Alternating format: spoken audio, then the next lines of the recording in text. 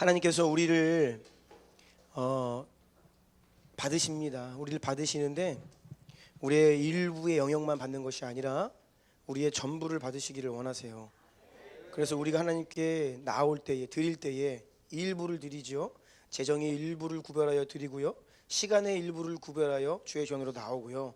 우리가 일부를 구별하지만 사실 그것은 우리의 전부가 다 하나님의 것이다 라고 하는 믿음의 고백인 줄로 믿습니다.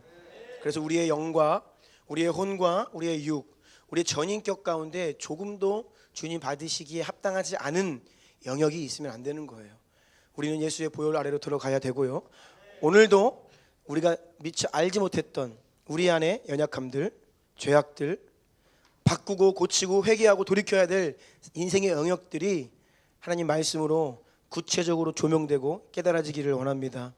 그리고 믿음으로 순종하고 회개하고 돌이키기를 축복합니다.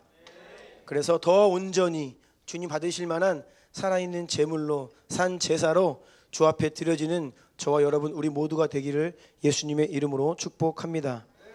우리 주변에 있는 분들과 이렇게 격려하며 인사합시다. 산 제물이 됩시다.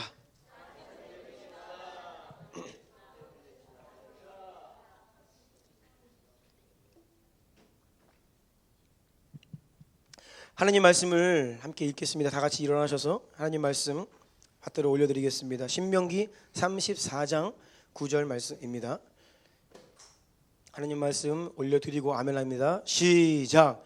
모세가 눈의 아들 여호수아에게 안수하였으므로 그에게 지혜의 영이 충만하니 이스라엘 자손이 여호와께서 모세에게 명령하신 대로 여호수아의 말을 순종하였더라.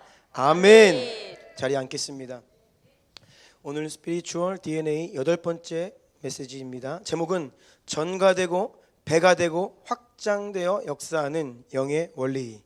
이러한 제목으로 하나님 말씀을 전하겠습니다. 성경을 보면 사람으로부터 사람에게로, 특별히 한 세대에서 다음 세대로 영이 임파트, 전가되는 것을 볼 수 있습니다. 하나님께서 모든 시대마다 역사하시는데 하나님이 역사하시는 그 한 시대를 책임지고 이끌어갈 그 한 사람을 계획하셨고 택하시죠. 택하시면 그 사람을 구별하십니다. 구별하시면 사명을 주십니다. 사명을 주시면 그 사명 감당할 수 있도록 성령으로 기름 부어 그를 세우셔서 사용하시는데, 그렇게 하나님께 한 시대에 쓰임받았던 하나님의 종, 영적인 리더가 그 사명을 다 감당하고 나면 이제 때가 되면 또 새롭게 시작되는 새로운 세대를 이끌어야 할 새로운 사람이 필요해요.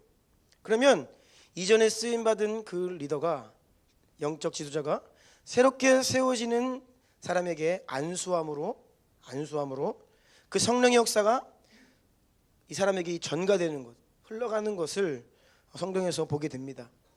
우리가 방금 읽은 오늘 본문 신명기 말씀이 바로 이러한 내용입니다.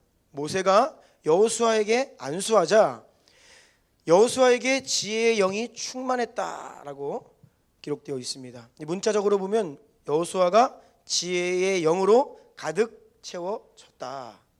지혜의 영으로 가득 채워졌다라는 의미입니다. 그리고 그 결과 이스라엘 백성들이 여호수아의 말을 순종하며 따르게 되었다라고 기록합니다. 이러한 말씀은 출애굽 때에만 일어났던 이야기가 아닙니다. 사무엘상 16장으로 한번 가볼까요? 사무엘상 16장 11절로 13절 읽어주시겠어요? 또 사무엘이 이새에게 이르되 내 아들들이 다 여기 있느냐? 이새가 이르되 아직 막내가 남았는데 그는 양을 지키나이다. 사무엘이 이새에게 이르되 사람을 보내어 그를 데려오라. 그가 여기 오기까지는 우리가 식사 자리에 앉지 아니하겠노라. 이에 사람을 보내어 그를 데려오매 그의 빛이 붉고 눈이 빼어나고 얼굴이 아름답더라. 여호와께서 이르시되 이가 그니 일어나 기름을 부으라 하시는지라. 사무엘이 기름 뿔병을 가져다가 그의 형제 중에서 그에게 부었더니 이날 이후로 다윗이 여호와의 영에게 크게 감동되니라. 사무엘이 떠나서 라마로 가니라. 아멘. 사무엘이 하나님의 명령을 받고 다윗에게 찾아가서 기름을 붓습니다. 기름을 붓자 다윗은 여호와의 영에게 크게 감동되었다고 나옵니다. 이 말씀도 문자적으로 보면 성령이 came upon mightily, 다윗 위에 아주 강력하게 찾아오셨다, 임했다, 오셨다라는 거예요. 어떻게 다윗에게 성령께서 강하게 임하셨습니까? 이스라엘의 마지막 사사로 쓰임 받았던 사무엘의 기름 부음을 통해서. 열왕기하 2장으로 갑니다. 9절부터 11절 그리고 15절까지 읽어주세요. 건너매 엘리야가 엘리사에게 이르되 나를 내게서 데려감을 당하기 전에 내가 내게 어떻게 할지를 구하라. 엘리사가 이르되 당신의 성령이 하시는 역사가 갑절이나 내게 있게 하소서 하는지라. 이르되 내가 어려운 일을 구하는도다. 그러나 나를 내게서 데려가시는 것을 내가 보면 그 일이 내게 이루어지려니와 그렇지 아니하면 이루어지지 아니하리라 하고 두 사람이 길을 가며 말하더니 불수레와 불말들이 두 사람을 갈라놓고 엘리야가 회오리 바람으로 하늘로 올라가더라. 15절 뒤요. 맞은편 여리고에 있는 선지자의 제자들이 그를 보며 말하기를 엘리야의 성령이 하시는 역사가 엘리사 위에 머물렀다 하고 가서 그에게로 나아가 땅에 엎드려 그에게 경배하고. 아멘. 엘리사가 엘리야에게 구했습니다. 당신의 영의 갑절을 제게 주소서. 이 본문은 아주 흥미로운 본문인데요. 왜 그러냐? 우리 성경에서는 이렇게 번역을 했습니다. 당신의 성령이 하시는 역사가 갑절이나 내게 있게 하소서. 이렇게 번역을 하고 있죠. 당신의 성령이 하시는 역사가 갑절이나 내게 있게 하소서. 그런데 문자적으로 직역을 하자면 엘리사는 당신의 영을 구하여 엘리야의 영을 구합니다. 엘리야의 영을 구하여. 이것이 참 흥미로운 부분이고요. 두 번째는 무엇이 흥미롭냐면 여기에서 갑절이라고 이제 번역되어 있는 단어는요, 이 더블 포션인데 이 갑절이라고 하는 단어에는 특별한 의미가 담겨 있습니다. 그것은 장자가 아버지의 유산을 다른 형제들보다 2배 상속할 수 있다는 의미로 사용되는 단어가 갑절입니다. 신명기 21장 16, 17절 다 함께 읽어볼까요? 시작. 자기의 소유를 그의 아들들에게 기업으로 나누는 날에 그 사랑을 받는 자의 아들을 장자로 삼아 참 장자 곧 미움을 받는 자의 아들보다 앞세우지 말고 반드시 그 미움을 받는 자의 아들을 장자로 인정하여 자기의 소유에서 그에게는 2 몫을 줄 것이니 그는 자기의 기력의 시작이라 장자의 권리가 그에게 있음이니라. 아멘. 여기에서 장자에게는 2 몫을 줘야 된다. 다른 아들들보다 갑절을 줘야 된다. 2 몫을 줘야 된다. 2배를 줘야 한다 라고 하죠. 그래서 장자, 이 갑절이라고 하는 말은요, 유업을 유산으로 받을 때에 사용되는 단어입니다. 따라서 이것은 마치 이 큰아들이 아버지에게 내가 장자이니 아버지 장자에게 합당한 유산을 유업으로 주십시오라고 요청하는 것처럼 엘리사가 엘리야에게 마치 영적인 아버지를 바라보면서 제가 수많은 제자들 가운데 장자입니다. 영적인 장자입니다. 저에게 갑절 2 몫을 유업으로 주십시오라고 요청을 하고 있는 거예요. 엘리야에게서 한 시대에 하나님께 사용하신 엘리야로부터 이제 다음 세대에 일어나는 엘리사에게 이 영이 하나님의 은총과 성령의 역사가 전가가 되는데 영적인 유업의 원리를 가지고 전가되고 있다라는 것을 볼 수 있습니다. 영의 전가가 영적인 유업과 관련이 있다는 것은 실제로 처음 엘리야가 엘리사를 부르는 장면을 보면 더욱더 명확해집니다. 엘리야가 엘리사를 이제 콜링을 하는 장면이 열왕기상 19장에 나오는데 시간 관계상 읽지는 않겠어요. 열왕기상 19장을 보면요, 엘리사가 12겨릿소를 앞세워 밭을 갈고 있었습니다. 이것은 무엇을 의미하냐면 원래 엘리사는 그 아버지가 매우 부유한 농장 주인이었어요. 소가 12쌍 24마리를 가지고 농사를 짓고 있다. 이건 굉장히 부자라는 뜻이에요. 그런데 여기에서 엘리야가 엘리사에게 가서 자신의 겉옷을 엘리사에게 던집니다. 이것은 당시에 후계자를 콜링할 때 하는 상징적인 행위였어요. 스승이 제자에게 겉옷을 딱 던지는데 그것을 받는 제자가 그것을 취하면 이제 제자가 되는 거예요. 나는 당신을 따르겠습니다. 그러니까 예수님께서 제자들에게 나를 따르라 콜링을 하시잖아요. 그때 제자들이 그물을 내려놓고 배를 버려두고 예수님을 따른 것처럼 엘리야가 엘리사를 콜링할 때 이 겉옷을 던진 거예요. 그러자 이 겉옷을 받은 엘리사가 어떻게 하냐면 부모님에게 작별을 고합니다.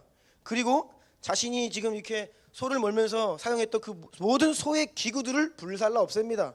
그리고 소를 잡아서 고기를 삶아 백성들에게 다 나누어 줍니다. 그리고 엘리야를 따르면서 수종 드는 자가 돼요. 수종을 들었다 이렇게 기록이 되어 있어요. 이것은요, 엘리사가 아버지의 재산으로부터 상속받을 물질의 유업을 포기했다는 것을 의미합니다. 그럼 이제는 무엇을 위해 살겠다는 거예요? 이제는 아버지가 아니라 엘리야를 따르면서 엘리야로부터 얻게 될 영적인 유업, 그 유업을 내가 위해 살겠습니다 라고 엘리야를 따르기 시작한 거예요. 그래서 지난 주에도 말씀드렸지만 엘리야의 아들들, 엘리사의 아들들이라는 게 원래 원어의 의미예요. 제자들이라고 표현되어 있는 것이 본래는 그 아들들이에요. 이제는요, 육신의 아버지를 떠나서 따르는 거예요. 인생을 순종하며 따르며. 앞서 살펴본 모세로부터 여호수아, 사무엘로부터 다윗, 엘리야로부터 엘리사, 이 말씀의 공통점을 보면요, 하나님께서 한 세대 가운데 역사하시기 위해 한 사람을 택하시고 구별하시고 성령의 능력으로 기름 부으시고 권위를 주시고 사용하시는데, 그렇게 한 세대가 지난 이후에 이제 다음 세대의 주자들이 일어날 때에 이전에 쓰임받은 하나님의 종이 차기 리더십에게 기름을 붓고 안수했을 때 무언가 영의 세계에서 일어난다는 거예요. 무언가가 전달된다는 것입니다. 어떤 영적인 이 임파테이션, 이것이 이루어지고 있다는 거예요. 여러분, 이것은 우연한 일이거나 이상한 일이 결코 아닙니다. 오히려 이것은 성경적이고 영적인 원리이고요, 하나님께서 일하시는 방법입니다. 창세기를 보면요, 이러한 영적인 원리들이 얼마나 실제적인지를 볼 수 있습니다. 이삭이 야곱에게 안수했을 때 축복이 야곱에게 흘러갔습니다. 또 아버지 이삭으로부터 축복을 받은 야곱이 이제는 자신의 12 아들들에게 안수하며 축복할 때에 각 지파별로 자신의 분량대로 영적인 유업들이 흘러갑니다. 이것은 그냥 이야기가 아닙니다. 이것들은 영적인 원리이고 실제입니다. 야곱이 형 에서의 그 장자권과 축복, 아버지 축복 기도를 빼앗는 스토리를 보면요, 이게 단순한 그냥 축복 기도가 아니에요. 창세기 27장 34, 36, 38절 다 함께 읽어볼까요? 시작. 에서가 그의 아버지의 말을 듣고 소리질러 슬피 울며 아버지에게 이르되 내 아버지여 내게 축복하소서, 내게도 그리하소서. 에서가 이르되 그의 이름을 야곱이라 함이 합당하지 아니하나이까. 그가 나를 속임이 이것이 두 번째니이다. 전에는 나의 장자의 명분을 빼앗고 이제는 내 복을 빼앗았나이다. 또 이르되 아버지께서 나를 위하여 빌 복을 남기지 아니하셨나이까. 에서가 아버지에게 이르되 내 아버지여 빌 복이 이 하나뿐이니까 내 아버지여 내게 축복하소서, 내게도 그리하소서 하고 소리를 높여오니. 아멘. 이 말씀을 잘 보면요, 에서의 모습을 주목해 보십시오. 자기가 아버지께 기도를 받았어야 되는데 이 축복 기도를 야곱이 대신 받았습니다. 에서가 어떻게 합니까? 소리 질러 슬피 웁니다. 소리 질러 슬피 울고 있습니다. 왜입니까? 여러분, 이 아버지의 축복 기도가 실제라는 거예요. 그것을 빼앗긴 거예요. 분노가 일어나는 거예요. 너무 슬픈 거예요. 울면서 아버지 제게도 축복해 주세요. 제게도 기도해 주세요. 이게 그냥 단순하게 뭐 한번 좋은 기도 받았다 그 차원이 아닙니다. 왜 야곱이 이 형이 가지고 있던 장자권과 이 축복 기도를 침노하는 마음을 가지고 있었을까요? 그것은 실제였기 때문이에요. 그리고 시간이 지나서 애굽으로 이주한 야곱과 그의 아들들, 특별히 야곱이 요셉의 두 아들을 축복하는 장면을 보기를 원합니다. 창세기 48장 12절로 14절 먼저 읽어주세요. 요셉이 아버지의 무릎 사이에서 두 아들을 물러나게 하고 땅에 엎드려 절하고 오른손으로는 에브라임을 이스라엘의 왼손을 향하게 하고 왼손으로는 므낫세를 이스라엘의 오른손을 향하게 하여 이끌어 그에게 가까이 나아가매 이스라엘이 오른손을 펴서 차남 에브라임의 머리에 얹고 왼손을 펴서 므낫세의 머리에 얹으니 므낫세는 장자라도 팔을 엇바꾸어 얹었더라. 아멘. 아멘. 이어지는 17절로 19절까지 다 함께 읽습니다. 시작.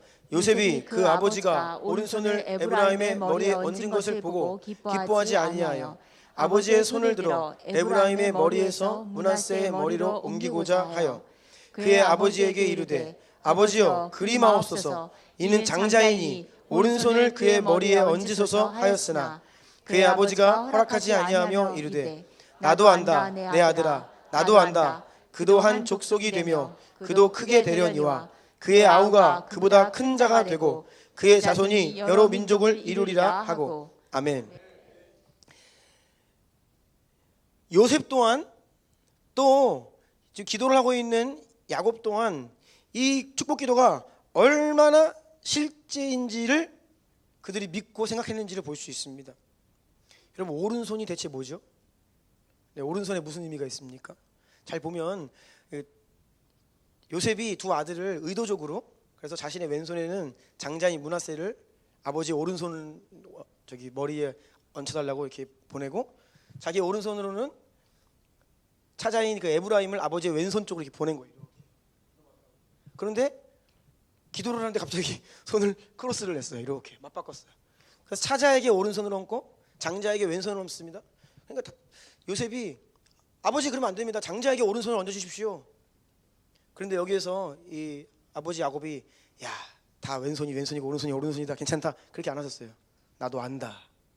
하지만 차자가 에브라임이 므낫세보다 갑절이 은혜가 있다라고 선포를 하면서 기도를 하는 거예요. 이게 얼마나 실제적입니까? 오른손은요 대표를 상징해요. 첫 번째를 말합니다. 출애굽기 15장 6절을 보면 여호와여 주의 오른손이 권능으로 영광을 나타내시나이다. 여호와여 주의 오른손이 원수를 부수시니이다. 아멘. 하나님의 능력을 상징할 때 항상 오른손이 등장합니다. 왼손은 안 나와요. 항상 오른손을 이야기합니다. 그래서 우리 가운데도 왼손잡이가 있을 수 있는데요. 좀 그래서 서러워요. 왼손잡이 에웃이 그래서 사실은 소외된 사람입니다. 그러니까 오른손은 첫 번째를 상징하고 대표성을 상징하는 거예요. 아버지의 축복 기도가 매우 실제적입니다. 그리고 그 기도대로 됐습니다. 아비의 축복 기도로 인해 안수 기도로 인해 기름 부음이 또 영의 세계에서 어떤 무언가가 움직여지고 부어지고 전해진다라는 것을 볼 수 있어요. 예수님도 왜 세례 요한에게 직접 세례를 받으셔야 했습니까? 이 또한 단지 어떤 상징적인 사건만이 아니었습니다. 세례 요한은 예수님보다 앞선 자예요. 먼저 사역을 하고 먼저 예수님의 길을 예비한 자입니다. 하나님이 세례 요한을 먼저 구별하시고 세례 요한에게 먼저 성령 충만을 주시고 세례 요한을 먼저 사용하셨습니다. 누가복음 1장 15절로 17절 함께 읽습니다. 시작. 이는 그가 주 앞에 큰 자가 되며 포도주나 독한 술을 마시지 아니하며 모태로부터 성령의 충만함을 받아 이스라엘 자손을 주 곧 그들의 하나님께로 많이 돌아오게 하겠습니다. 그가 또 엘리야의 심령과 능력으로 주 앞에 먼저 와서 아버지의 마음을 자식에게 거스르는 자를 의인의 슬기에 돌아오게 하고 주를 위하여 세운 백성을 준비하리라. 아멘. 따라서 예수님께서 세례 요한에게 직접 세례를 받으셨다라는 것은 이제 세례 요한에게서 예수님에게로 성령께서 역사하시는 사람이 이제 바뀌어지는 거고요. 시대가 바뀌고 사역의 형태가 바뀌는 겁니다. 영적인 전가가 일어나는 실제였다는 것이에요. 세례 요한은 그래서 이렇게 이야기합니다. 그는 흥하여야겠고 나는 쇠하여야 하리라. 세례 요한이 요단강에서 세례를 막 베풀 때 사람들이 몰려왔죠. 온 이스라엘 사람들이 다 세례 요한에게 나와서 그 세례 받기를 원했습니다. 그래도 와중에 그의 사역이 한창 절정기에 다다랐을 때에 예수님 세례 받으시고 예수님께 성령이 임하시고 예수님 사역 시작하세요. 그래서 그때부터 이제 세례 요한과 예수님이 동시에 사역을 하십니다. 그런데 그때 많은 사람들이 세례 요한을 따랐던 사람들이 예수님에게로 가요. 그때 세례 요한이 하는 말이에요. 너희도 가라. 요한복음을 보면요, 요한도 원래는 세례 요한의 제자였습니다. 그런데 보내드려요, 예수님께. 자신의 시대가 이제 저물어 가고 이제 예수님의 시대가 오고 있다는 거예요.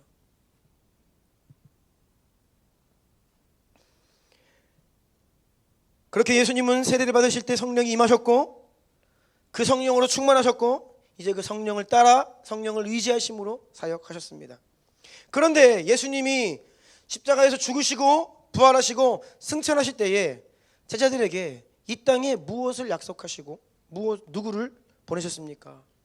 자신이 받으셨던 그리고 함께 일하셨던 그 성령 하나님을 우리에게 보내주시겠다 약속하셨고 실제로 성령을 보내주셨습니다.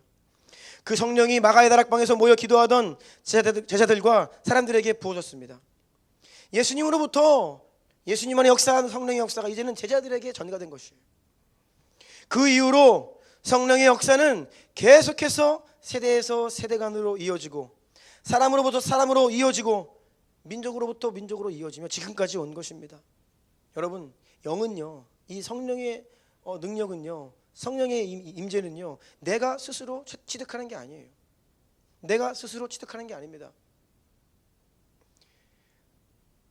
그래서 복음을 위해서 사람을 파송해야 되고요, 사람이 순종하면 가야 되고요, 복음을 전해야 되고요, 아버지와 아들과 성령의 이름으로 세례를 베풀 그럴 때에 그 복음을 전하지 않은 자 안에 역사하시는 그 성령 하나님의 역사가 복음을 듣고 주님을 따르기로 헌신하며 반응하는 그 영혼에게 전가되는 거예요.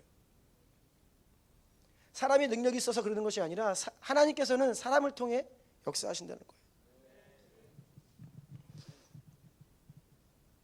특별히 이러한 전가가 누구로부터 전해진다고 말씀하시냐면 그 성령을 먼저 받고 성령의 충만함으로 주님께 쓰임 받은 영적인 리더 또 스승 그 영을 가지고 있는 그 시대의 권위자 어떤 이러한 하나님이 사용하시는 종들로부터 이 영이 흘러내려온다 전가된다라는 것을 성경은 계속 이야기하고 있어요. 이것이 영적인 원리입니다. 이 영이 한 세대로부터 다음 세대로 임파트 되어질 때에 많은 일들이 일어났습니다. 저는 간절히 바라기를 오늘 저에게도 그리고 여러분들에게도 성령님이 더욱더 임하기를 원합니다.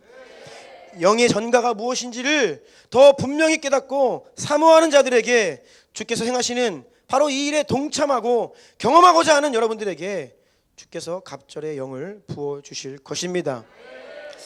성령의 역사가 전가되는 것이 과연 무엇인가 세 가지로 좀 정리해 보았습니다. 첫 번째입니다. 함께 읽어볼까요? 시작. 바톤 터치. 이제는 내 차례다. 아멘. 영이 전가된다라는 것은요, 바톤 터치와 같습니다. 이제는 그 영을 이어받는 사람의 차례가 되었다라는 것입니다. 모세는 약속의 땅에 들어가지 못하고 죽게 됩니다. 모세는 죽지만 하나님은 이제 여호수아를 통해서 이스라엘 백성들을 이끌어 가시기로 작정하셨습니다. 하나님은요, 모세에게 많은 것들을 주셨지요. 율법을 주셨고 계시를 주셨고 전략을 주셨고 리더십을 주셨고 권위를 주셨고 또 하나님은 친구와 대화하듯 모세를 대하셨습니다. 그런 모세의 세대가 지나고 하나님은 새 사람을 찾으셨는데 바로 모세와 같은 영성을 가지고 있는 그러한 온유함과 그러한 겸손과 하나님을 향한 절대 신뢰와 믿음을 가진 신실한 사람을 순종할 자를 찾으시는 거예요. 담대하게 하나님께서 가라 하시면 가고 바로왕 앞에 서라 하시면 서고 하늘의 것을 이 땅에 풀어낼 수 있는 그런 믿음의 사람, 하나님과 깊이 연결되어 내 생각과 내 뜻대로 사는 것이 아니라 하나님의 뜻대로 살고자 갈망하는 그러한 사람, 하나님 이런 모세와 같은 사람을 원하셨습니다. 모세 주변에는요 참 많은 사람들이 있었습니다. 하나님께서 모세를 통해 많은 기적과 표적을 행하실 때에 많은 사람들이 그것을 직간접적으로 모세의 주변에서 곁에서 보고 함께 경험했죠. 모세와 많은 시간을 보내고 또 모세의 말을 대신했던 아론이라고 하는 사람도 있고 그의 자손들도 있었습니다. 하지만 하나님은 여호수아를 택하셨습니다.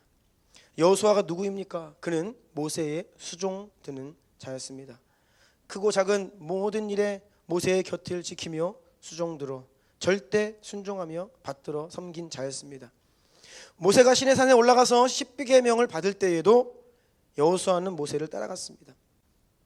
모세가 회막에서 하나님을 만날 때에 늘 회막문 앞에서 그 문을 지키고 있던 자가 여호수아였습니다. 그런데 이 여호수아는요, 그 하나님의 임재 영광을 얼마나 사모했는지 모세가 회막을 떠난 이후에도 여호수아는 그 회막을 떠나지 않았다라고 기록되어 있어요. 어떤 하나님과의 만남이 일어날 때에, 하나님이 역사하실 때에 언제나 여호수아는 그곳에 자리를 지키고 서 있었어요. 하나님은 이런 여호수아를 선택하셨습니다. 이제 모세가 여호수아에게 손을 얹고 기도하자 여호수아에게 하나님의 영이 임하였습니다. 그리고 이제는 모세의 뒤를 이어서 하나님의 일을 감당할 수 있는 사람이 된 것입니다. 여러분, 안수한다라고 할 때에는 이러한 의미가 있는 거예요. 안수는요, 단순히 복 받는다라는 게 아닙니다. 물론 복이 임합니다. 하지만 성경에서는 안수를 단순히 복을 주는 통로다라고만 이야기하지는 않습니다. 우리가 안수 기도를 받을 때에, 또 축복을 받을 때에 우리의 생각과 우리의 믿음이 하나님의 역사를 제한할 때가 있다는 거예요. 하나님은 여러분을 존중하신다고 했죠. 그래서 잘못된 교리를 가지고 있고 잘못된 지식을 가지고 있고 하나님에 대한 잘못된 오해를 가지고 있으면 하나님의 역사를 그 안에 제한시키게 되는 거예요. 그래서 하나님께서 역사하시기 전에 먼저 무엇을 하십니까? 그 안에 있던 잘못된 생각을 깨뜨리시는 거예요. 그 안에 있던 잘못된 자기 의를 깨뜨리시는 거예요. 그것을 깨뜨리시자 저는 죄인입니다. 주님 저를 떠나소서. 이 베드로가 그런 고백을 하잖아요. 자기 안에 어떤 잘못된 생각 깨뜨리시는 거예요. 먼저.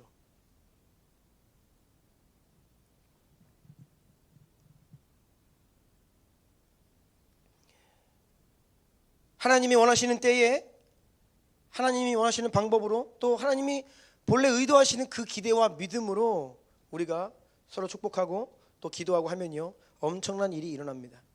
단순히 축복이 아니라 여러분의 삶이 변하게 될 것입니다. 영이 전가되고 하나님의 어마어마한 역사들이 흘러가게 되는 것이에요. 사도행전 8장 17절부터 19절까지 함께 읽습니다. 힘이 있게 읽고 아멘합니다. 시작. 이에 두 사도가 그들에게 안수함에 성령을 받는지라. 시몬이 사도들의 안수로 성령 받는 것을 보고 돈을 들여 이르되 이 권능을 내게도 주어 누구든지 내가 안수하는 사람은 성령을 받게 하여 주소서 하니. 아멘. 두 사도 베드로와 요한이 사마리아의 성도들에게 내려가서 그들에게 성령 내리기를, 성령 받기를 기도하며 안수했습니다. 그때에 성령이 다양한 은사와 기적과 표적의 형태로 사마리아 성도들에게 임하셨습니다. 이것이 얼마나 실제적이었는지 마술사 시몬이 사도들에게 돈을 들이면서 나에게도 그 능력을 달라라고 요청을 하게 되죠. 물론 이 말을 듣고 베드로가 어떻게 이야기하냐면, 하나님의 선물을 돈 주고 살 줄로 생각하였으니 너의 돈과 함께 망할지어다. 엄청난 책망을 받죠. 그 마술사 시몬이 자기가 하던 옛날 버릇이 남아있는 거예요. 그런데 이 마술사 시몬은요, 진짜 그 악한 영의 능력을 행하던 자거든요. 마술을, 사람을 속이는 게 아니라 마술을 행한 거예요. 영적인 세계를 실제라는 것을 보는 거예요. 그런데 이 두 사도가 안수를 할 때에 성령 받는 것을 보니까 놀라운 거죠. 그래서 돈을 들여 그거 사고 싶어 했어요. 디모데후서 1장 6절을 보면, 그러므로 사도 바울의 고백입니다. 그러므로 내가 나의 안수함으로 내 속에 있는 하나님의 은사를 다시 부릴 듯 하게 하기 위하여 너로 생각하게 하노니. 아멘. 자신이 안수함으로, 손을 얹음으로 너희들 안에 있는 하나님의 은사가 다시 부릴 듯 활성화되고 일어나게 하고 싶다라고 이야기를 하고 있죠. 여러분, 하나님께서 은사를 저와 여러분 우리에게 왜 주십니까? 은사는요, 사역을 하라고 주시는 거예요. 은사는요, 다른 사람을 섬기라고 주시는 겁니다. 은사는요, 교회를 세우라고 주시는 겁니다. 은사는요, 영혼을 구원하라고 주시는 것입니다. 안수할 때에 하나님의 은사가 임하고 그 은사들이 활성화된다는 것은요, 이제는 너희들도 사역자다. 은혜를 받는 그 모든 사람들을 하나님께서 사역자로 세우시고, 이제는 사도 바울이 홀로 일하는 것이 아니라 그 은혜를 받은 성도들이 다 함께 일어나서 함께 뛰는 자로, 함께 사역하고 함께 교회 세우고 함께 영혼 살리고 함께 열방을 추수하는 능력의 사역자들로 세우겠다. 이것이 바로 사도 바울의 안수의 의미라는 거예요.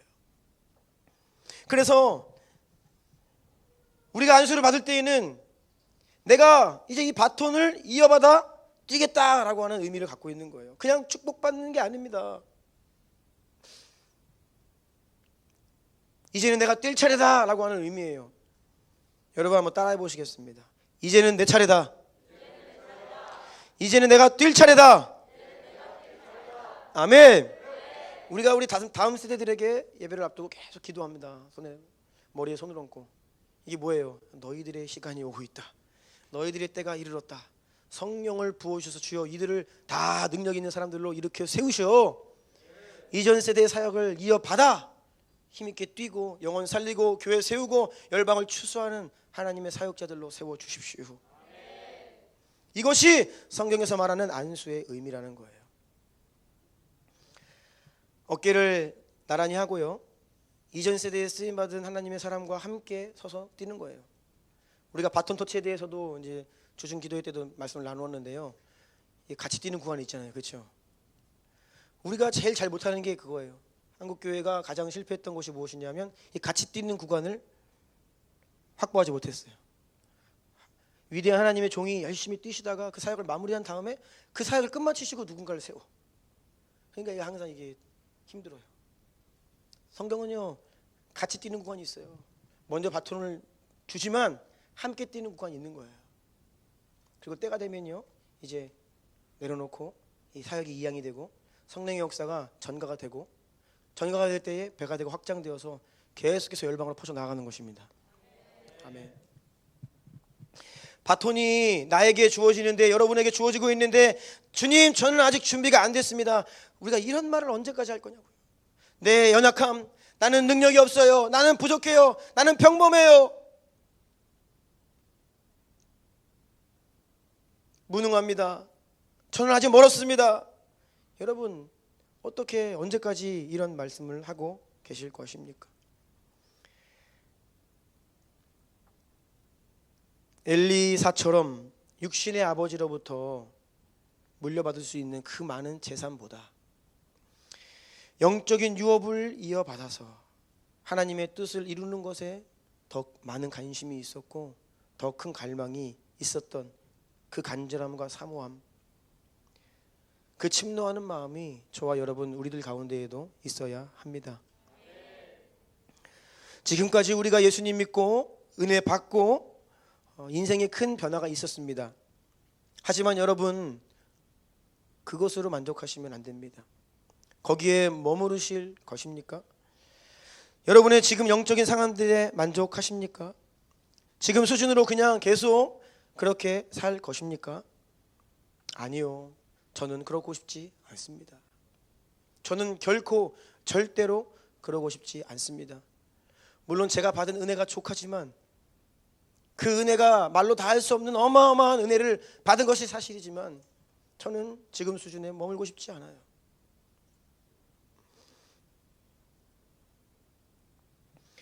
요단강만 건너가면 약속의 땅이 눈앞에 있습니다. 그런데 이 르우벤, 갓, 므낫세 반지파가 어떻게 합니까? 너무나 이게 정신없는 거예요. 재산도 많고 아이들도 많고 힘든 거예요, 이 광야 여정이. 그러니까 어떻게 해요? 요단강을 건너기 전에 우리는 여기에서 땅을 주십시오. 일단 급한 대로 그냥 일단은 여기까지입니다 라고 하는 거예요. 요단강을 건너가야죠. 약속의 땅으로 들어가야죠.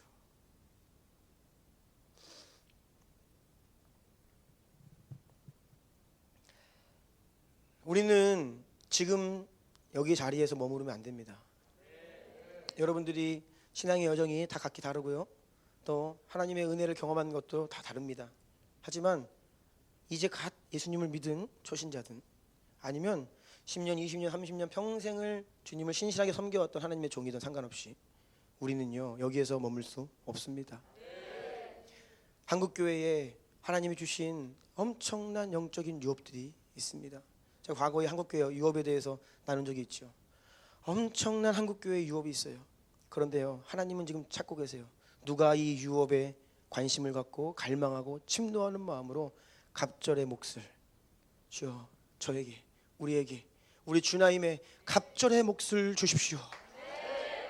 이러한 갈망하는 마음을 가지고 있는 교회와 성도들을 찾고 계시다는 것입니다. 또한 저는 우리 POG 가문 안에 있는 이 영적인 유업들을 갈망함으로 갑절의 영을 이어받아 이 마지막 때에 저에게 주신 우리 교회에게 주신 이 땅 위에 주신 하나님의 사명을 다 감당하고 완수하고 싶습니다. 그리고요 저 혼자 뛰는 게 아닙니다. 우리 모두가 함께 뛰는 것입니다. 계속해서 은혜가 흘러가고 배가 되고 확장되고 그리고 여러분들 또한 그 은혜를 받고 여러분 안에 그것이 커져가고 그래서 여러분도 그것들을 자녀에게로 가족에게로 이웃에게로 열방에게로 계속해서 흘려보내며 그 하나님의 통로가 되는 그 일을 사모하셔야 된다는 거예요. 그냥 예수님 조금 잘 믿고 복 받고 잘 사는 게 아닙니다.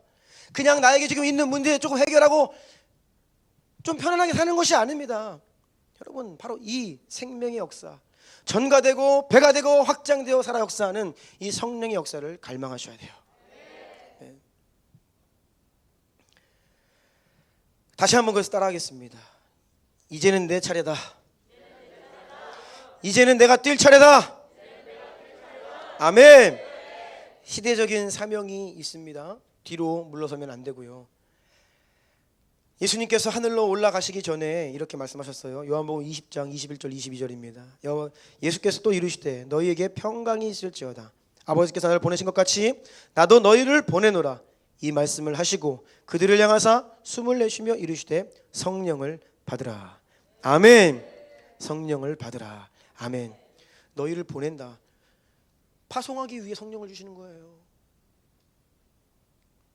우리 안에 무언가 안정적인 삶을 살라고 성령을 주시는 게 아닙니다. 우리에게 복을 주시는 이유는 우리를 세상에 보내시기 위해 파송하기 위해 성령을 보내신 거예요. 그래서 이 성령을 다 받은 성령이 내주하시는 여러분 모두는요 다 파송을 받은 자들이에요. 원래 선교사라고 하는 이름이 뭡니까? 파송을 보냄을 받은 자. 성도가 다 선교사예요. 평신도는 없습니다. 오직 성령이 너희에게 임하시면 너희가 권능을 받고 예루살렘과 온 유대와 사마리아와 땅 끝까지 이르러 내 증인이 되리라 하시니라. 아멘. 이 말씀 다 같이 다시 한번 선포하겠습니다. 시작. 오직 성령이 너희에게 임하시면 너희가 권능을 받고 예루살렘과 온 유대와 사마리아와 땅 끝까지 이르러 내 증인이 되리라 하시니라. 아멘. 아멘. 주님께서 성령을 이미 이 땅에 보내셨습니다. 예수님 안에서 역사하시는 성령을 우리에게도 보내주셨습니다. 우리 모두는 그 성령을 받았습니다. 바통이 우리에게 전달된 것이에요. 우리는 사명을 가지고 세상으로 보냄을 받은 것입니다. 여러분 이제는 뛰셔야 됩니다. 아멘. 준비는 그만하시고 이제는 준비 많이 했어요. 준비 운동을 평생 했어요. 그러니까 이제는 뛰셔야 돼요. 아멘. 바통이 여러분 손에 주어졌습니다. 두 번째입니다. 하나님의 영이 사람을 통해 전가됨. 모세가 안수하자 여호수아에게 지혜의 영이 충만했다라고 했습니다. 다시 말하면 하나님의 영을 모세의 안수를 통해 여호수아가 받게 된 것입니다. 하나님의 영이 임하시자 이전에 내게 없었던 지혜, 총명, 계시가 임하게 되었어요. 이 부분이 중요합니다. 이전에 나에게 없었던 지혜와 능력이 부어지는 거예요. 여러분의 신앙의 여정이 여기까지 온 것은요 여러분의 지혜로 온 게 아닙니다. 여러분의 능력으로 온 게 아니에요. 성령의 지혜와 은혜로 여기까지 왔습니다. 우리가 이 부분을 놓치면 안 돼요. 내가 좀 열심히 해서 내가 좀 그래도 아니요. 내가 한 것이 아니고 성령께서 하신 것입니다. 누가복음 12장 11, 12절 함께 읽습니다. 시작. 사람이 너희를 회당이나 위정자나 권세 있는 자 앞에 끌고 가거든 어떻게 무엇으로 대답하여 무엇으로 말할까 염려하지 말라. 마땅히 할 말을 성령이 곧 그때에 너희에게 가르치시리라 하시니라. 아멘. 성령께서 가르치십니다. 이것이 성령 하나님이 하시는 일입니다. 내 능력으로는 불가능해요. 여호수아가요 신실한 하나님도 이 모세 곁에서 능력 있는 하나님도 많이 경험했지만 동시에 또 무엇을 봤냐? 백성들의 완악함을 다 봤어요. 40년 여정을 처음부터 끝까지 다 보았잖아요. 여호수아 갈렙은요. 사람의 마음이 얼마나 완고하고 사람의 마음이 너무 좋았다가도 금방 어떤 상황을 만나고 어떤 환경 딱 처하면요 돌변해가지고 막 대적하고 불순종하고 완악하게 대항했던 것들을 여호수아는 다 보았습니다. 그래서 여호수아는요 두려웠어요. 불안했습니다. 여호수아 1장을 보면요 주님께서 여호수아에게 반복해서 말씀하시는데 그것이 강하고 담대해라. 강하고 담대해라. 내가 너에게 명령한 것이 아니냐. 강하고 담대하라. 두려워하지 말라. 왜 이 말씀을 반복하시죠? 여호수아가 두려워하고 있는 거예요. 벌벌 떨고 있는 거예요. 내 능력으로는 감당할 수 없다는 것을 누구보다 잘 알고 있는 거예요.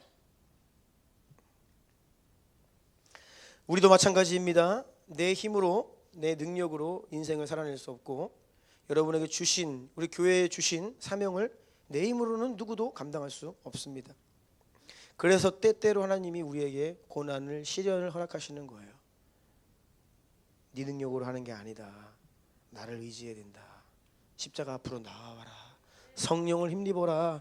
너를 내려놓아라. 자기를 부인해라. 십자가를 져라. 그럴 때 내가 역사하겠다.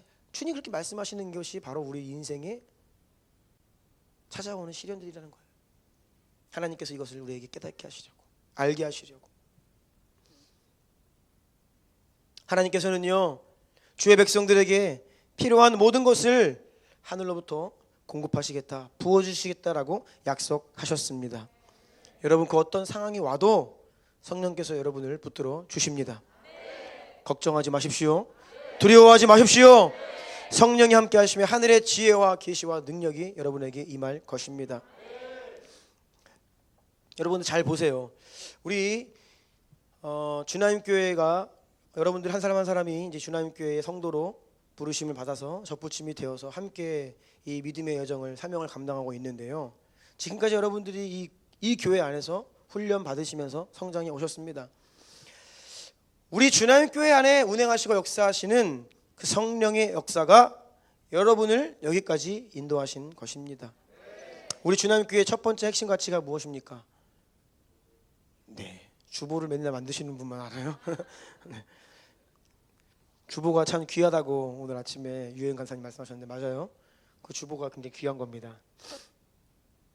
꼭 그냥 버리지 마시고 꼭 잘 읽어보세요. 은혜의 내용들이 많이 담겨 있어요. 우리 교회의 첫 번째 가치가 핵심 가치가 예배입니다. 우리는 영으로 예배하고 부르짖어 기도한다. 아멘. 우리는 영으로 예배하고 부르짖어 기도한다. 두 번째 핵심 가치가 훈련이에요. 우리는 말씀과 성령으로 무장한다. 훈련 받는다. 이것이 우리 주나님 안에 역사하시는 성령이에요.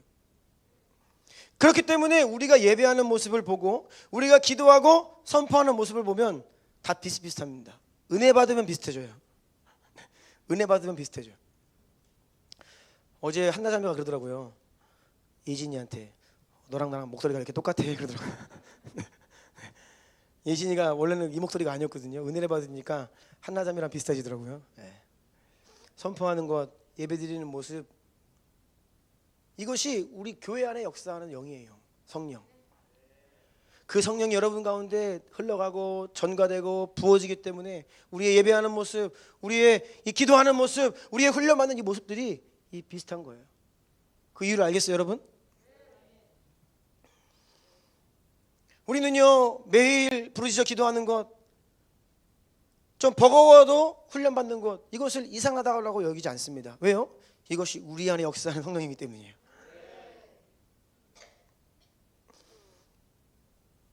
이렇듯 성령의 역사는요 우리 안에 실제가 되고 또 그 성령의 역사가 우리 안에 역사하시면요 우리 또한 그 역사를 흘려보내고 그 역사를 가지고 사람을 살릴 수 있는 그 영의 역사는요 이렇게 실제라는 것입니다. 성령은요 가진 자만이 전달할 수 있습니다. 여러분 성령의 역사는 능력은요 가진 자만이 흘려보낼 수 있어요. 이것이 기름 부음이고 권위입니다. 세 번째입니다. 마지막 세 번째예요. 세 번째는 시대의 전환입니다. 모세 하나님에서 여호수아의 하나님의 시대로 전환되는 것입니다. 이스라엘 백성들은 광야에서 모세를 통해 큰 승리를 맛보았습니다. 모세를 통해 은혜 받고 모세를 통해 공급받고 모세를 통해서 하나님을 알아갔습니다. 여호수아도 모세를 통해 하나님을 만났습니다.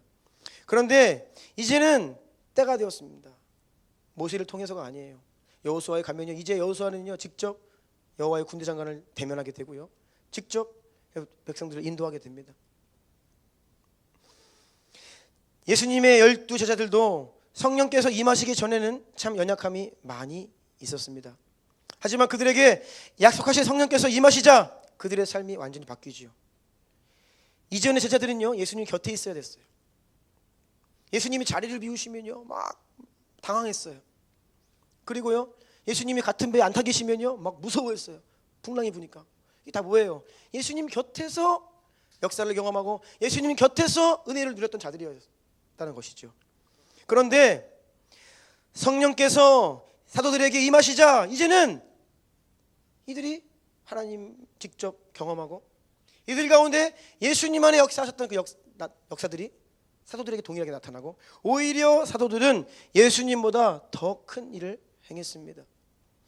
예수님은 팔레스타인 아주 작은 지역에 머무셨습니다. 그 지역을 벗어나지 않으셨어요.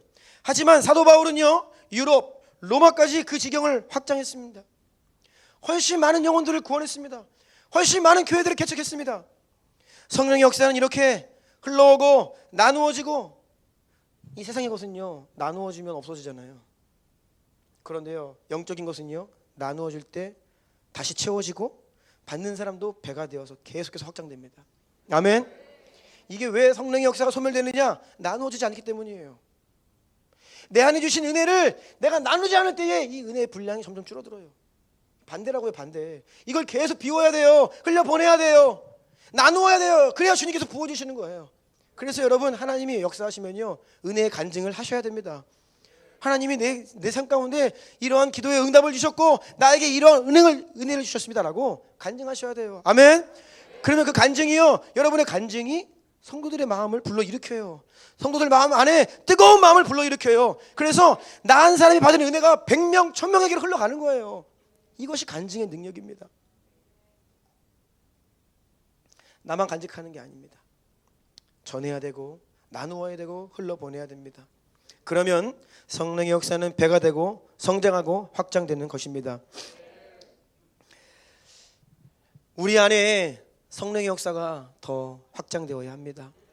우리 안에 그 성령 하나님의 일하심이 더욱더 증가되어야 합니다.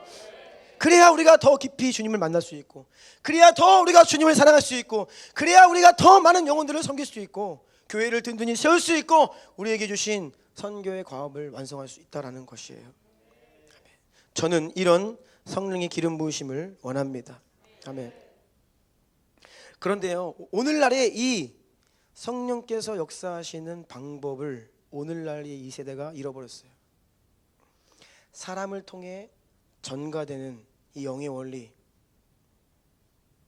하나님께서 먼저 기름 부으시고 권위를 주셔서 사용하신 그 하나님의 사람을 통해 흘러가는 은혜, 아버지의 축복으로 인해 자녀에게 흘러가는 유업들, 이러한 것들이 너무나 실제적임에도 불구하고 오늘날의 이 영적인 실제들을 잃어버렸어요.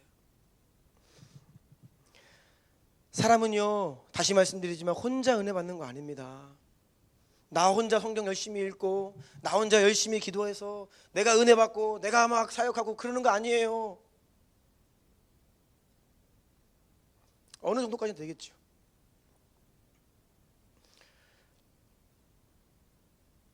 한국교회 부흥기에 하나님께 귀하게 쓰임받은 많은 목사님들, 주의 종들이 계십니다. 그런데요, 제가 종종 관심을 갖고 어떤 한 분의 인생을 좀 포커스해서 좀 조사해 보잖아요. 그러면요, 그분은 반드시 그 이전에 영적인 아비 또는 그 영적인 스승, 그분이 있게 만들었던 또 그 이전에 하나님의 종이 반드시 있어요. 없는 사람이 없습니다. 한국교회 부흥기에 크게 쓰임받은 이 복음주의 4인방으로 불리는 네 분의 목사님이 계십니다. 두 분은 소천하셨고 두 분은 살아계신데, 옥하는 목사님, 하용조 목사님, 이동원 목사님, 홍정길 목사님, 이 네 분을 복음주의 4인방이다. 이분들이 다 교회를 개척하신 분들이에요.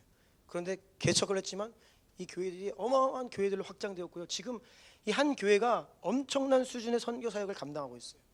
이거는요, 놀라운 일입니다. 정말 놀라운 일이에요. 그런데 이러한 종들이 한두 분이 아니었어요, 우리나라에.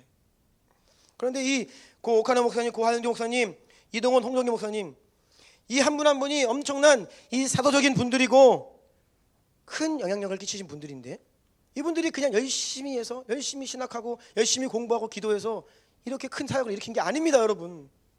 그 이전에 이 김중곤 목사님이라는 분이 계세요.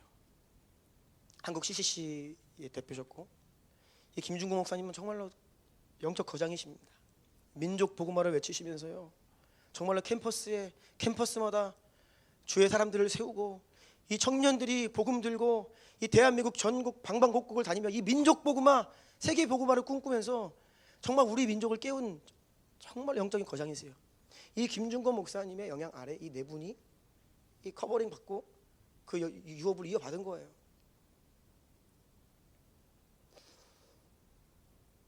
그러면요, 이 김중건 목사님은 그냥 어느 날 그렇게 영적인 거장으로 쓰셨냐? 아닙니다. 김중건 목사님의 인생을 잘 살펴보면요, 이분은 어린 시절에 이 가문에 한 어르신이 있으셨습니다. 그분이 문중경 전도사님이세요. 이 문중경 전도사님은요, 정말로 귀한 전도자의 삶을 사시다가 순교하신 분인데요, 이분의 삶을 조금만 이렇게 보면요, 감당이 안 됩니다.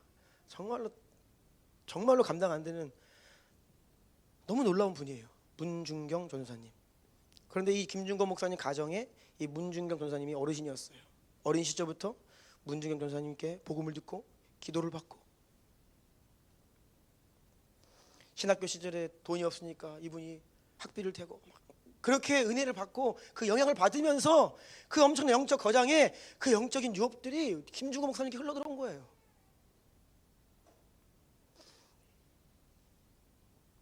그러면 김중건 목사님을 그렇게 하나님의 사람 되게 했던 문중경 전사님은 홀로 서셨냐? 또 아니에요. 이분은 당시에 부흥사셨던 이 이성봉 목사님이라는 분이 있습니다. 이분도 굉장한 분입니다. 이 이성봉 목사님을 통해 은혜를 받고 그분을 섬기다가 하나님의 종이 돼요. 다 보면요, 누군가를 통해 복음을 듣고 은혜를 받고 신실하게 섬기고 수종 들고 따르다가 그 하나님의 역사가 전가되고 배가 되고 확장되면서요, 이런 엄청난 한국교회를 이루었다는 거예요. 7, 80년대 한국교회 부흥은 그냥 어느 날 반짝 일어나는 것이 아니에요.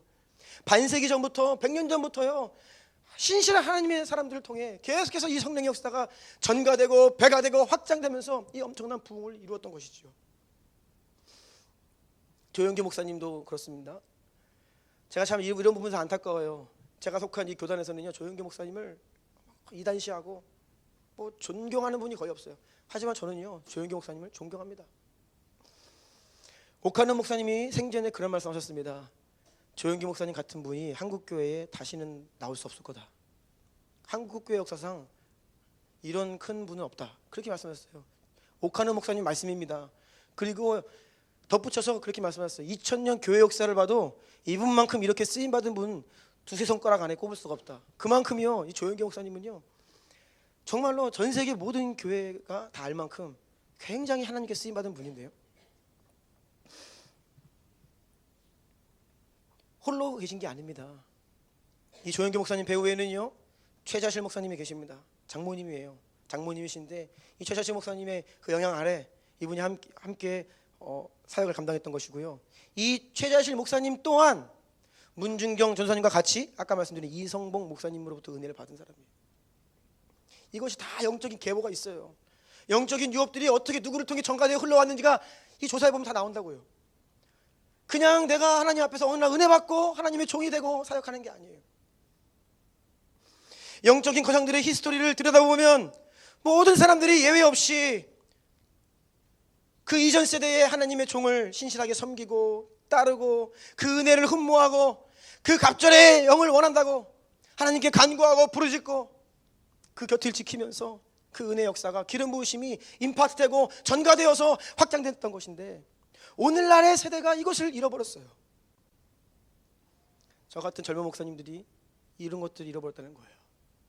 다 내가 잘난 줄 알고 교회가 뭐 타락했다, 목사님들 권위들 우습게 여기고 그냥 뭐 공부 열심히 하고 하려고 하고 뭐 존경하는 분 물어보면 나랑 관계없는 분이에요. 뭐 유튜브에 있는 뭐 만인이 존경하는 그분 다 존경하죠. 그것이 중요한 게 아니라 내가 복음을 듣고 내가 지금 사역을 하고 내가 지금 성도로 있는 그 교회 안에 역사하시는 성령의 역사, 그 교회에 내 위에 허락하신 영적 권위자 존중하고 순종하고 따르며 그 신실하게 자리를 지킬 때에 그 은혜가 흘러 들어오는데 이것을 빼앗긴 거예요. 그래서 여러분 한국교회 유업이 단절되고 있는 것입니다. 성도들이 교회를 떠나고 있는 것이에요. 이제는요 한국교회를 대표할 만한 목사님들이 안 계세요. 과거에는요 아까 말씀드린 옥하는 목사님 한번 나오셔서 한 말씀 하시면 정리됩니다. 왜요? 모두가 존중하는 어르신이었어요. 그런데 이제는요 그렇지가 않아요. 하나님의 역사가 부흥하고 확장되어야 하는데 이상하게도 우리의 지금 현실은요 축소되고 작아지고 있어요. 하나님께서 우리를 축복하시고 역사하시는 이 영의 원리를 우리가 주목해야 합니다. 아멘. 다른 것이 아니에요. 우리 여기 자리에서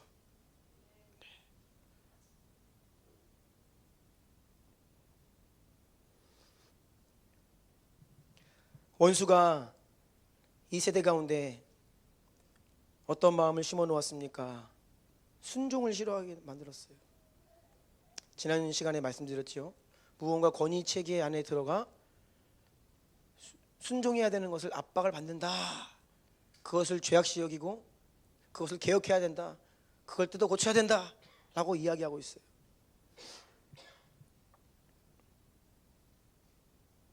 그러니 하나님의 사람이 더 이상 나오지 않는 것입니다. 그러니 더 강력한 기름 부음과 권위를 가진 주의 종이 일어나지 못하고 있는 것입니다. 여러분, 환경이 문제가 아닙니다. 상황이 문제가 아닙니다. 우리의 믿음이 문제예요. 우리의 태도가 문제예요. 한국교회가 타락하고 뭐 나는 존경할 만한 목사님을 만난 적이 없는데요. 그게 문제가 아니라고요. 내 안에 권위를 가볍게 여기고 내 안에 하나님이 기름 부어 사용하시는 주의 종들을 가볍게 여기고 폄하하고 비판하고 흔들고 불순종하고 평가하고 어떤 이런 마음들이 우리로 하여금 그 기름 부으심을 사라지게 했다는 거예요. 여러분, 사무엘이요 시대를 바꾸는 선지자인데 위대한 하나님의 종을 만나가지고 권위 밑에서 좋은 권위 밑에서 훈련받아가지고 위대한 하나님 사람 됐습니까? 가장 타락한 엘리 가문의 그 권위 아래서 어렸을 때부터 순종하며 자라났어요. 내가 어디에 태어났든지 나의 환경이 어떠하든지 내가 순종해야 될 권위자가 좀 연약하든지 그것이 문제의 본질이 아니라 우리의 마음이 문제가 됐다는 거예요. 하나님이 허락하신 자리에서요 우리가요 마음 하나님을 향한 순전한 마음으로 기대함으로 여러분 사람을 볼 때에도요 계속해서 우리의 마음을 새롭게 해야 되는 것은요 이 사람을 통해 하나님이 역사하시는 것을 봐야지 그 사람 안에 연약함에 포커스하면 안 돼요. 아멘. 성도들 서로 간의 관계에서도 마찬가지입니다. 이 성도 안에 하나님이 역사하시는 사용하시는 그 부분을 보며 존중해줘야지 인간의 연약함을 보면요 우리는 마음을 빼앗기게 돼 있어요. 교회를 바라보며 한국교회를 바라보며 연약함도 많죠. 부족함도 많습니다. 하지만 하나님이 역사하신 그 위대한 한국교회의 유업을 바라봐야 돼요. 아멘. 예. 기도의 유업이 있고요 선교의 유업이 있고요 하나님께 드리는 헌신의 유업이 있고요 엄청난 유업이 있어요. 주여 갑절을 나에게 주십시오. 갑절의 영을 우리 교회에게 주십시오. 그리하면 우리가 주님의 사명 감당할 수 있겠나이다. 말씀 마무리하려고 합니다. 예배팀 좀 나와주시고요.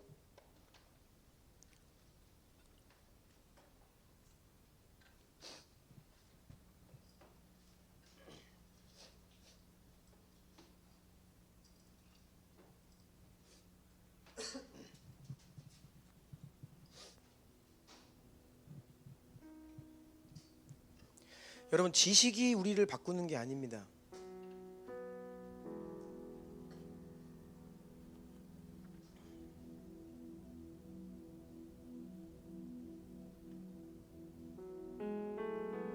우리가 백전사님 통해서 과거에 한국교회가 막 부흥할 때 어땠는지 막 많이 듣고 있잖아요. 그때 우리가 뭐 신학이 훌륭했습니까? 뭐 지식이 많았습니까? 뭐 똑똑했습니까? 학벌이 좋았습니까? 배경이 좋았어요?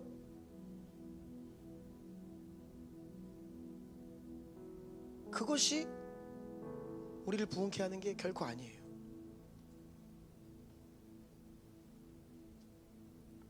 그것과 상관없이 하나님은요, 아무리 연약한 자도 들어 쓰실 수 있는데 문제는 우리의 마음이 교만해졌다는 거예요. 하나님이 역사하실 수가 없는 마음밭이 되어버렸어요. 완악하고 완고하고 교만하고. 그러니까 지식으로 자꾸 하려 하죠. 배워서 하려 그래요. 무언가 새로운 것을 들으려고 해요. 이 철학의 영역입니다. 새로운 것을 계속 추구해요. 그게 여러분을 변화시키지 않는데도 계속 새로운 걸 추구해. 교회도 새로운 것을 막 하려고 그러고 새로운 설교를 듣고 싶어하고. 그게 변화시킵니까? 교만하게 만들죠. 몰랐던 것을 알았다. 남들이 모르는 것을 알았어. 그게 무슨 능력이 있어요? 하나님의 은총과 능력은, 기름 부으심은요, 지식을 통해 배워서 오는 게 아닙니다. 순종을 통해, 관계를 통해. 아멘. 교회 가운데 접붙임 되어서 우리의 마음을 새롭게 하고 깨끗하게 하고 마음을 열고 주님의 은혜를 사모할 때에 우리 주나님 안에 역사하시는 성령의 역사가 여러분들 가운데 전가되고 여러분을 살리는 것이지 지식이 아니라는 거예요. 잃어버린 유업들이 우리 가운데 회복되기를 원합니다. 우리 서로가 기도할 때에, 우리 아버지들이 자녀들을 위해 손을 얹고 기도할 때에, 제가 여러분 성도들을 위해 손을 얹고 기도할 때에 오늘 말씀하는 것처럼 바톤 터치가 일어나기를 축복합니다. 성령의 역사가 전가되어 배가 되고 확장되기를 축복합니다. 그리고 여러분들 인생 가운데 새로운 시대가 활짝 열리기를 축복합니다. 아멘. 우리 이러한 또 은혜를 좀 사모하면서 함께 기도합시다. 하나님, 원수에게 빼앗긴 영적인 원리들, 또 원수에게 빼앗긴 영적인 유업들을 회복하기를 원하오니 주여 제게 기름 부어 주시옵소서. 갑절의 몫을 원합니다. 갑절의 영을 원합니다. 제게 기름 부어 주시옵소서. 다시 한번 성령의 불로 타오르게 하여 주시옵소서. 원수에게 빼앗긴 것들을 다시 되찾아오게 하여 주시옵소서. 우리에게 주신 사명을 위하여 우리를 구별하시고 이 교회를 구별하셨사오니 사명 능히 감당할 수 있는 하늘의 권세와 능력들로 기름 부어 주시옵소서. 우리 주님의 이름을 세 번 부르고 간절히 기도하고 나아갑시다. 주여!